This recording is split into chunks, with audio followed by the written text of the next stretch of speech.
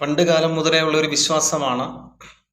ചിലർ വീട്ടിൽ ഒന്നാം തീയതി കയറി കഴിഞ്ഞാൽ, അല്ലെങ്കിൽ ഒന്നാം തീയതി ഇരുന്ന് കഴിഞ്ഞാൽ ആ മാസം മുഴുവൻ നമുക്ക് ഐശ്വര്യമുണ്ടാവും. ചിങ്ങമാസമാണെങ്കിൽ പ്രത്യേകം ആ വർഷം മുഴുവൻ നമുക്ക് ഐശ്വര്യമുണ്ടാവും. അങ്ങനെ ഒരു വിശ്വാസം നമുക്കിടയിലുണ്ട്. അങ്ങനെ പോകുന്നവരും അത്തരത്തിൽ വിളിച്ചിരുത്തുന്നവരുമാണ് ഈ വീഡിയോ കാണേണ്ടത്.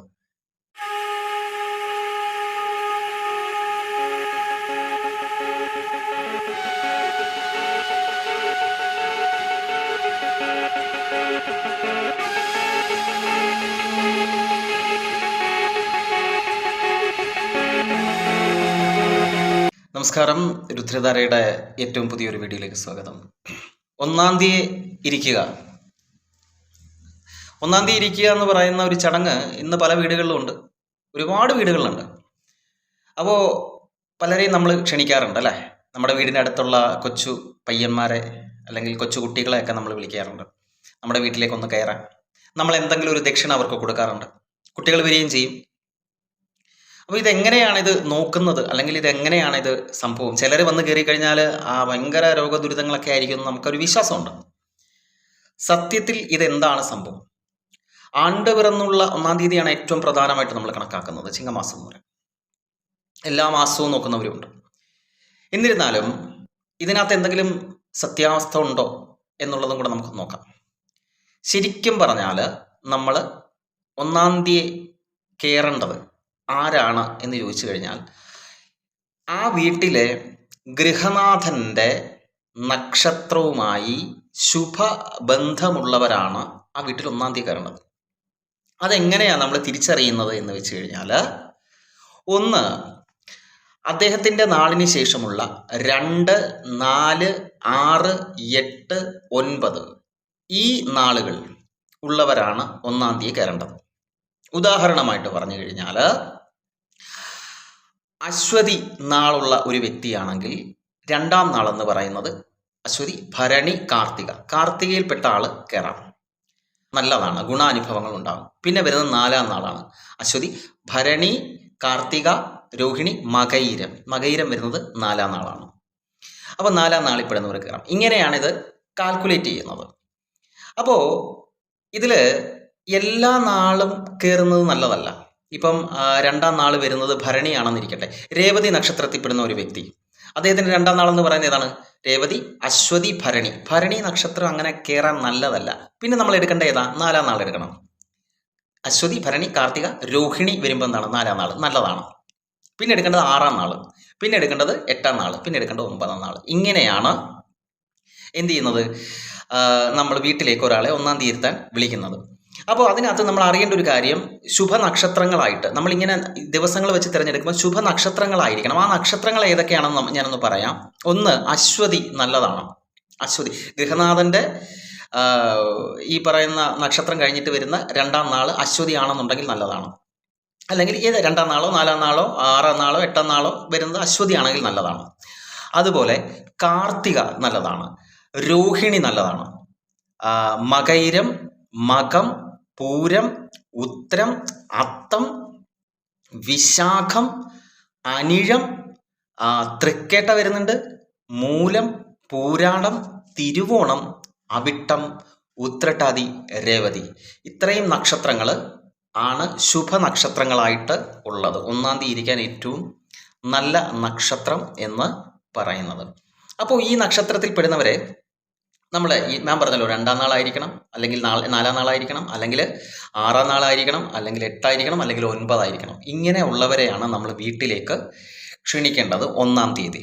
അപ്പോൾ ആ വീട്ടിൽ ഒരുപക്ഷെ ആ വർഷം മുഴുവൻ അല്ലെങ്കിൽ ആ മാസം മുഴുവൻ നല്ല കാര്യങ്ങൾ മാത്രമേ നടക്കത്തുള്ളൂ എന്നുള്ളതായിരുന്നു പണ്ടുള്ളവരുടെ വിശ്വാസം.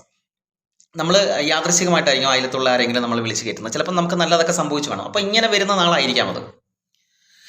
അതുകൊണ്ടാണ് അങ്ങനെ സംഭവിക്കുന്നത്. യാദൃശ്ചികമാണത്. പക്ഷേ ഇത് അറിഞ്ഞു കഴിഞ്ഞാൽ നമുക്ക് ഇങ്ങനെ ഒരാളെ വിളിച്ച് നമുക്ക് വീട്ടിലേക്ക് ഇരുത്താം. ഇനി ഇവരെ വീട്ടിലേക്ക് വിളിക്കുമ്പോൾ നമ്മൾ ശ്രദ്ധിക്കേണ്ട ഒരു കാര്യം എന്ന് പറയുന്നത്, വീട്ടിൽ നിന്ന് തിരിച്ചു പോകുമ്പോൾ അവർ മനസ്സ് നിറഞ്ഞു പോകണമെന്ന് പണ്ടുള്ളവർ പറയും. മനസ്സ് നിറഞ്ഞു പോകണമെന്ന് പറയുന്നത് നമ്മൾ എന്താ ചെയ്യുന്നത്? അവർക്ക് ഒരു ദക്ഷിണ കൊടുക്കും അല്ലേ? ചിലപ്പം 10 രൂപയായിരിക്കാം, 50 രൂപയായിരിക്കാം, 100 രൂപയായിരിക്കാം. നമ്മളത് കൊടുക്കും. സോ അവർ പോകും. പക്ഷേ ഇതൊരു ചടങ്ങാണ് ശരിക്കും. അതെങ്ങനെയാണെന്ന് വെച്ച് കഴിഞ്ഞാൽ, ഇവര് ഈ വരുന്ന ആളിനെ വിളിച്ച് നേരെ പൂജാമുറിയിലേക്കാണ് കൊണ്ടുപോകുന്നത്. വിളക്ക് കത്തിക്കുന്നിടത്തേക്കാണ് കൊണ്ടുപോകേണ്ടത്. വിളക്ക് കത്തിക്കുന്നിടത്ത് കൊണ്ടുപോയതിന് ശേഷം അവരെ കൊണ്ട് വേണം ആ വിളക്ക് കത്തിപ്പിക്കാൻ. അങ്ങനെയാണ് ശരിക്കും ഇതിൻ്റെ പരിപാടി. അവരെ കൊണ്ട് വിളക്ക് കത്തിപ്പിച്ചതിന് ശേഷം ആ വിളക്കിൻ്റെ മുമ്പിൽ വെച്ച് അവർക്കൊരു ദക്ഷിണ കൊടുക്കണം. അവരുടെ മനസ്സ് നിറയണം. ആ ദക്ഷിണ മേടിക്കുമ്പോൾ അവരുടെ മനസ്സ് നിറയണം. നിങ്ങൾക്ക് എത്ര രൂപ വേണമെങ്കിലും കൊടുക്കാം. അതിന് ശേഷം ചെയ്യേണ്ടത് അവർക്ക് ഭക്ഷണം നൽകുക എന്നുള്ളതുണ്ട്.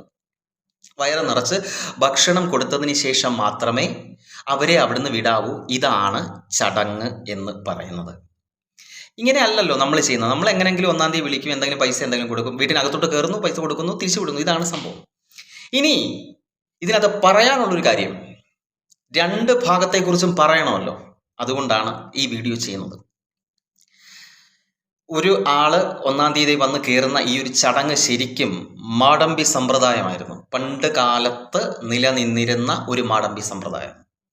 അതായത് അവരുടെ പരിസരങ്ങളിൽ ഉണ്ടായിരുന്ന ഹീനജാതിയിൽപ്പെട്ടവരെ തിരഞ്ഞു പിടിച്ച് അവരുടെ നക്ഷത്രം നോക്കിയായിരുന്നു ചെയ്തിരുന്ന ഒരു പ്രവൃത്തിയായിരുന്നു ഇതെന്ന് പറയുന്നത്. ഇത് പിന്നീട് കാലാകാലങ്ങളായിട്ട് കുറച്ച് മാറ്റങ്ങളൊക്കെ വരുത്തി ഇങ്ങനെ കൊണ്ടെത്തിച്ചതാണ്.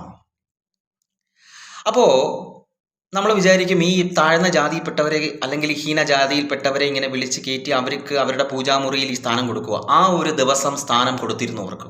അതായത് ആ ഉന്നത കുലജാതൻ്റെ സർവാഭീഷ്ട സിദ്ധിക്ക് വേണ്ടിയിട്ടായിരുന്നു ഇങ്ങനെ ചെയ്തിരുന്നത്. കാലാനുസൃതമായിട്ടുള്ള മാറ്റങ്ങൾ വന്നാണ് ഈ 1-ാം തീയതി കയറൽ എന്ന് പറയുന്ന ചടങ്ങ് ഈ രീതിയിലായത്. ഇനി 1-ാം തീയതി കയറുന്നവർ ഇത് ചെയ്യുന്നതുകൊണ്ട് ഒരു കുഴപ്പമൊന്നുമില്ല, നമുക്ക് നല്ലതേ ഉള്ളൂ. പക്ഷേ 1-ാം തീയതി കയറുന്നവർ ഇനി ചിന്തിക്കേണ്ട ഒരു കാര്യം, കയറുന്ന ആളുകൾ ഉപകരണം മാത്രമാണ്. ഞാനിപ്പോൾ ഇത് പറയുമ്പോൾ പലർക്കും ഇതിനൊരു എതിരഭിപ്രായം ഉണ്ടാവും. പക്ഷേ സംഗതി ഇങ്ങനെയാണ്. കുറച്ചുകൂടെ ഞാൻ വ്യക്തമായിട്ട് പറഞ്ഞുതരാം. പണ്ട് കാലഘട്ടത്തിൽ ബലിയിടുന്ന സമ്പ്രദായം ഉണ്ടായിരുന്നു. ബലിയിടുമ്പോൾ കാക്കയ്ക്ക് ആഹാരം കൊടുക്കില്ല, പകരം ഒരു ഉപകരണമാകുന്ന മനുഷ്യനെ കൊണ്ടുവരും. ഈ മനുഷ്യനെ വിളിക്കുന്ന പേരാണ് ശകുണ്ഠി. ഈ പേര് നിങ്ങൾ കേൾക്കാൻ സാധ്യതയുണ്ടോ എന്നറിയില്ല. ശകുണ്ഠി എന്നാണ് പറയുന്നത്. ശകുണ്ഠി എന്ന് പറഞ്ഞു കഴിഞ്ഞാൽ ഒരു മനുഷ്യ ഉപകരണം മാത്രമാണ്. പ്രേതാത്മാവിനെ ആവാഹിക്കാനുള്ള ഒരു ഉപകരണമാണ് ശകുണ്ഠി എന്ന് പറയുന്നത്. ഈ ശകുണ്ഠിയെ കൊണ്ടുവന്നതിന് ശേഷം, അത് ബ്രാഹ്മണ സമുദായത്തിൽപ്പെടുന്ന ആളായിരിക്കും ശകുണ്ഠി, അല്ലെങ്കിൽ നമ്പൂതിരി സമുദായത്തിൽപ്പെടുന്ന ആളായിരിക്കും ശകുണ്ഠി എന്ന് പറയുന്നത്. അയാൾക്ക് ആ സമുദായവുമായിട്ട് യാതൊരു ബന്ധവും കാണത്തില്ല പിന്നീട്. അല്ലെങ്കിൽ ഒരു പൂജാരി അല്ലെങ്കിൽ ആ ഒരു രീതിയിൽ നിൽക്കുന്ന ഒരു വ്യക്തിയായിരിക്കും, ബ്രഹ്മജ്ഞാനം നേടിയ വ്യക്തിയായിരിക്കും. പക്ഷെ അവർക്ക് ചില ചിട്ടവട്ടങ്ങളുണ്ട്. അതിൽ നിന്നും വ്യതിചലിച്ചു പോയതിൻ്റെ പേരിൽ ചിലർക്ക് അങ്ങനെയുണ്ട്, ചില വിഭാഗങ്ങൾക്ക് അങ്ങനെയുണ്ട്. നമ്മൾ കേട്ടിട്ടില്ലേ, പുറപ്പെടാ ശാന്തി എന്നൊക്കെ കേട്ടിട്ടില്ലേ? ഏറ്റുമാനൂർ അമ്പലത്തിലൊക്കെ ഉണ്ട് പുറപ്പെടാ ശാന്തി. പുറത്തുള്ള ജനങ്ങളുമായിട്ട് യാതൊരു തരത്തിലുള്ള സംവേദനവും കാര്യങ്ങളും ഒന്നും ഉണ്ടാവില്ല. വിവാഹം കഴിക്കാൻ പറ്റില്ല, കുടുംബം നിർമ്മിക്കാനൊന്നും പറ്റില്ല. ആ തരത്തിൽ പൂർണ്ണമായിട്ട് ശരീരവും മനസ്സും ദൈവത്തിൽ അർപ്പിക്കുന്ന ഒരു സിസ്റ്റം അതിന്നും നിലനിൽക്കുന്ന ക്ഷേത്രങ്ങളാണ്. അത്തരത്തിലുള്ള ക്ഷേത്രങ്ങൾ വേറെ ഒരുപാടുണ്ട് കേട്ടോ. ഈ പറയുന്ന അങ്ങ് നോർത്തിൽ ഒരു മഹാവിഷ്ണുവിൻ്റെ ക്ഷേത്രമുണ്ട്, ബദ്രീനാഥ് എന്ന് പറയുന്നത്. അപ്പോൾ അവിടെ എന്നൊക്കെ പറഞ്ഞു കഴിഞ്ഞാൽ പൂർണ്ണമായിട്ടും ബ്രഹ്മജ്ഞാനം മാത്രമല്ല, ഈ പറയുന്ന ലൗകിക സുഖങ്ങളൊന്നും ഉണ്ടാവാൻ പാടില്ല, ഒരിക്കലും ഉണ്ടാവുകയും ചെയ്യരുത്. അതായത് പൂജ തുടങ്ങുന്നതിന് മുമ്പും അങ്ങനെ ആയിരിക്കണം, പൂർണ്ണമായിട്ടും ബ്രഹ്മചാരി ആയിരിക്കണം. അങ്ങനെ ഒരു സിസ്റ്റം അവിടെ ഉണ്ട്. അതുകൊണ്ട് തന്നെയാണ് ആ ക്ഷേത്രങ്ങൾക്ക് ഇത്ര തേജസ്സും, അല്ലെങ്കിൽ അവിടുത്തെ വിഗ്രഹങ്ങൾക്ക് ഇത്ര തേജസ്സും, അവിടുത്തെ ഇത്ര ശക്തിയുടെ പ്രവാഹമൊക്കെ വർദ്ധിക്കാനുള്ള കാരണം ഇതൊക്കെയാണ്. അല്ലാതെ ഈ പറയുന്ന ഇല്ല നമ്മളെ കണക്ക് സാധാ മനുഷ്യന്റെ കണക്ക് എല്ലാ കാര്യങ്ങളും ചെയ്തിട്ട് പോയി പൂജിച്ചു കഴിഞ്ഞാൽ ആ ഒരു ബിംബത്തിന് അത്രയും ഒരു ശക്തി ഉണ്ടാവുള്ളൂ. ഇതിപ്പോൾ പറഞ്ഞു കഴിഞ്ഞാൽ എല്ലാവർക്കും ഇത് അംഗീകരിക്കാനൊന്നും പറ്റില്ല. പക്ഷെ അത് അങ്ങനെയാണ്. അങ്ങനെയുള്ള ക്ഷേത്രങ്ങളുണ്ട്, അതിനെ മഹാക്ഷേത്രങ്ങൾ എന്നൊക്കെയാണ് പറയുന്നത്. പഞ്ചമഹാക്ഷേത്രങ്ങളിൽ ഉൾപ്പെടുന്ന ക്ഷേത്രങ്ങളാണ് അതൊക്കെ. എല്ലായിടത്തും ഒന്നും അങ്ങനെയില്ല.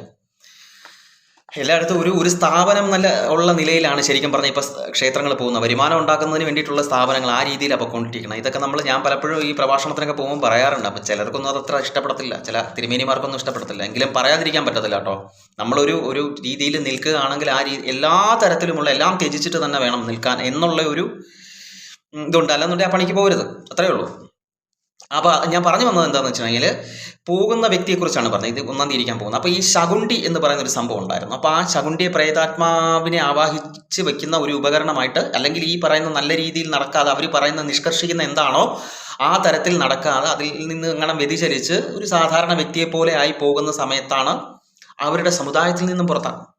എന്നിട്ട് അതൊരു ശാപവുമായിട്ട് ബന്ധപ്പെട്ടതാണ്. അങ്ങനെ ആ ഒരു ശാപത്തിൻ്റെ പുറത്ത് അവർക്ക് പിന്നീട് ഒരിക്കലും ഈ പറയുന്ന പൂജാതി കർമ്മങ്ങൾ ചെയ്യാൻ പറ്റാതെ ശകുണ്ഠിയാക്കി മാറ്റിക്കളയും. അതിനുശേഷം അവർ ഈ ബലി നടക്കുന്ന സമയത്ത് പോയി ബലി ഇടുന്ന ചോറിനകത്ത് തൈര് ഒഴിച്ചിട്ടാണ് അവർ കഴിക്കുന്നത്. അതാണ് അവരുടെ ഭക്ഷണം. എവിടെ ബലി ഉണ്ടെങ്കിലും അവർ പോയി അത് കഴിക്കും. അതായത് നമ്മൾ ഈ കാക്കയ്ക്ക് കൊണ്ടുവയ്ക്കുന്നത്. ഈ സമ്പ്രദായം ഞാൻ നേരിട്ട് കണ്ടിട്ടുണ്ട്.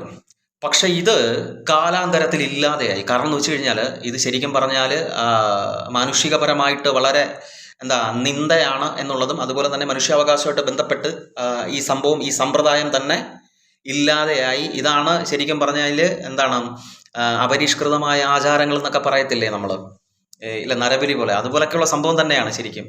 ജീവിച്ച് ഇരിക്കുകയും ചെയ്യുന്നു, ശരിക്കും മരണതുല്യം, അത്തരത്തിലുള്ള ഒരു സിസ്റ്റം. അപ്പോൾ അതെന്തായാലും പൂർണ്ണമായിട്ട് ഇവിടെ നിന്നും ഒഴിവാക്കിയിട്ടുണ്ട്. ഇപ്പം പണ്ട് എനിക്ക് തോന്നുന്നു പാലക്കാടൊക്കെ ഭയങ്കരമായിട്ട് ഉണ്ടായിരുന്നു, പടിഞ്ഞാറ് നാട്ടിലും ഉണ്ടായിരുന്നു. ഇപ്പം എന്തായാലും അതില്ല, കണ്ടുവരുന്നില്ല. അങ്ങനെ കാലഘട്ടം മാറിയതിൻ്റെ അനുസരിച്ചാണ് അത് കണ്ടുവരാതായത്. അത്തരത്തിലുള്ളവർക്ക് മാനസിക വിഭ്രാന്തി, അതായത് ഒരു ഹാഫ് മൈൻഡഡ് ആയിരിക്കും. അവർ ഒരു സാധാ മനുഷ്യൻ്റെ എല്ലാ ഒരു ഇതും കാണത്തില്ല, ഒരു തേജസ്വോ മറ്റു കാര്യങ്ങളൊന്നും ഇല്ലാത്ത ഒരു ഉപകരണം, അത്രേ ഉള്ളൂ. ഇനി 1-ാം തീയതി ഇരിക്കുന്നവരിലോട്ട് വരാം. നിങ്ങൾ 1-ാം തീയതി ഇരിക്കാൻ പോയി കഴിഞ്ഞാൽ, പോകണ്ടെന്ന് ഞാൻ പറയത്തില്ല, കേട്ടിട്ട് നിങ്ങൾക്ക് തീരുമാനിക്കാം. പൈസ കിട്ടുന്ന കാര്യമല്ലേ, പോവാല്ലേ. 1-ാം തീയതി ഇരിക്കാൻ പോയി കഴിഞ്ഞാൽ കുട്ടികളാണെങ്കിൽ പഠന മികവിൽ പിന്നിലേക്ക് പോകും, ഉറപ്പാണ്, ഒരു സംശയം വേണ്ട. നോക്കിക്കോ. അല്ലെങ്കിൽ പണ്ട് എങ്ങനെയായിരുന്നോ ആ ഒരു ലെവലായിരിക്കത്തില്ല, കുട്ടി താഴേക്ക് പോകാനുള്ള സാധ്യത വളരെ കൂടുതലാണ്. അല്ലെങ്കിൽ പിന്നെ അവൻ അത്രയും ഒരു കേപ്പബിലിറ്റി ഉള്ള ഒരാളായിരിക്കണം, അല്ലെങ്കിൽ ഇതൊക്കെ മനസ്സിലാക്കി ഇതെന്താണ് സംഭവം എന്നുള്ളതൊക്കെ മനസ്സിലാക്കിയുള്ള രീതി ആയിരിക്കണം. അതുപോലെ ജീവിതത്തിൽ രക്ഷപ്പെടാനുള്ള ചാൻസ് വളരെ കുറവായിരിക്കും. ലഹരിയോട് ഭയങ്കര താല്പര്യം ജനിക്കും എന്ന് പറഞ്ഞാൽ അവൻ്റെ ഉള്ളിലെ ഒരു ചൈതന്യം, എല്ലാ മനുഷ്യനും, ഞാൻ പറയാറില്ലേ, എല്ലാ മനുഷ്യൻ്റെ ഉള്ളിൽ ഒരു ചൈതന്യമുണ്ട്, ദൈവികാംശമുണ്ട്. ആ ദൈവികാംശത്തെയാണ് നിങ്ങൾ ശരിക്കും അവിടെ കൊടുക്കുന്നത്, ആ വീട്ടിൽ കൊടുക്കുന്നത്. നിങ്ങളുടെ സന്തോഷം, നിങ്ങളുടെ എനർജി, നിങ്ങളുടെ ആ ജന്മനക്ഷത്രത്തിൻ്റെ ആ തേജസ്, ഇതെല്ലാമാണ് ശരിക്കും മറ്റൊരാൾക്ക് നിങ്ങൾ പകർന്നു നൽകുന്നത്.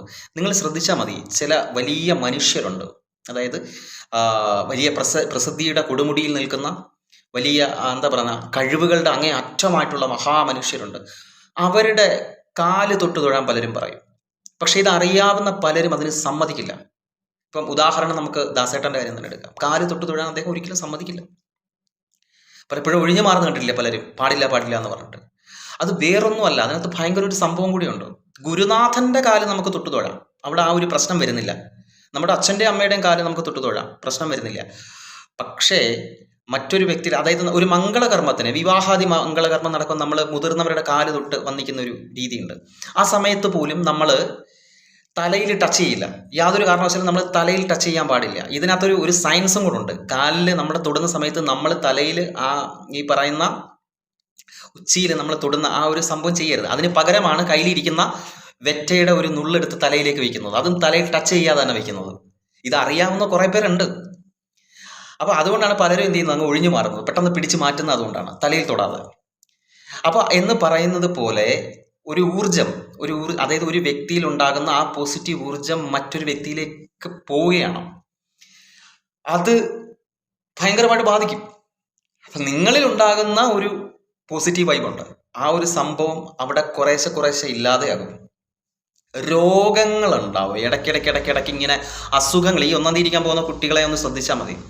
ഒന്നാമത്തെ കാര്യം, അവർ ശോഷിക്കാനുള്ള സാധ്യത കൂടുതലാണ്, ശാരീരികമായിട്ട് അവർ ശോഷിച്ചു വരും.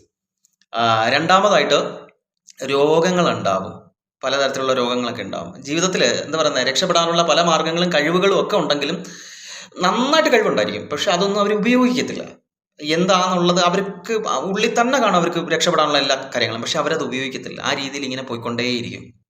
ഞാൻ പറഞ്ഞില്ലേ, ഒരു ഉപകരണം പോലെ, ഒരു ടൂൾ എന്താണോ അതുപോലെ ഇങ്ങനെ പോയിക്കൊണ്ടിരിക്കും, ജീവിക്കും, വേറെ പ്രശ്നമൊന്നും ഉണ്ടാവത്തില്ല. അവരുടെ സ്വസിദ്ധമായ കഴിവിൽ അവർക്ക് കയറി വരാനോ ഒരു വലിയ ഒരു സംഭവമായിട്ട് മാറാനോ, അതായത് നിങ്ങൾ ചെന്ന് കയറിയ വീട് എന്താണോ അല്ലെങ്കിൽ ആ വീട്ടിലുള്ളവരുടെ ജീവിതം എന്താണോ അതിൽ താഴെ ആയിരിക്കും എന്ന് നിങ്ങൾ, അത് definitely there is no doubt it is quite certain. നിങ്ങൾ വീട്ടിൽ ഒരു 1-ാം തീയതി കയറാൻ ചെന്ന് കഴിഞ്ഞാൽ ആ വീട്ടിൽ നല്ല ഉയർച്ചയായിരിക്കും. പക്ഷേ ഒരിക്കലും നിങ്ങൾ വളരില്ല എന്നല്ല ഞാൻ പറയുന്നത്, വളരും, പക്ഷെ അവരോടൊപ്പം ആവില്ല എന്നുള്ളതാണ് ഈ 1-ാം തീയതി ഉള്ള സംഭവം എന്ന് പറയുന്നത്. ഇനി നിങ്ങൾ തീരുമാനിക്കുക. ഇപ്പൊ 2 കൂട്ടർക്കും പ്രശ്നമായി ഞാൻ പറഞ്ഞത് അല്ലേ.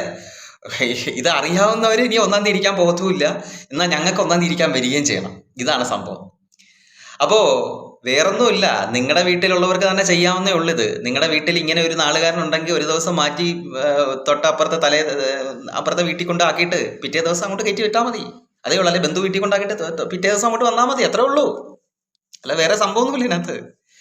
അപ്പോൾ പിന്നെ ഒരു വിശ്വാസമാണ് ഇങ്ങനെയൊക്കെ സംഭവിക്കുമോ എന്നുള്ളത്, അല്ലെങ്കിൽ സംഭവിക്കത്തില്ലയോ എന്നുള്ളത്. എന്നിരുന്നാലും ഇത് എഴുതി വെച്ചിട്ടുള്ള ഒരു കാര്യമാണ്.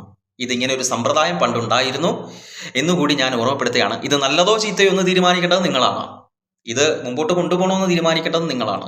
പക്ഷെ ചിലർ വന്ന് കയറിക്കഴിഞ്ഞാൽ ഈ പറഞ്ഞ പോലെ ദുരിതങ്ങളൊക്കെ ഉണ്ടാവും. അപ്പൊ ഇതെങ്ങനെ വേണമെന്നുള്ളത് നമ്മുടെ യുക്തിക്കും വിവേചനത്തിനും ഒക്കെ, വിവേകത്തിനും അനുസരിച്ച് നിങ്ങൾക്ക് എന്താണോ തോന്നുന്നത് അതുപോലെ തന്നെ ചെയ്യുക എന്നുള്ളതേ ഉള്ളൂ. സോ ഇത് പറഞ്ഞ് ഇന്നത്തെ വീഡിയോ അവസാനിപ്പിക്കുന്നു. നമസ്കാരം.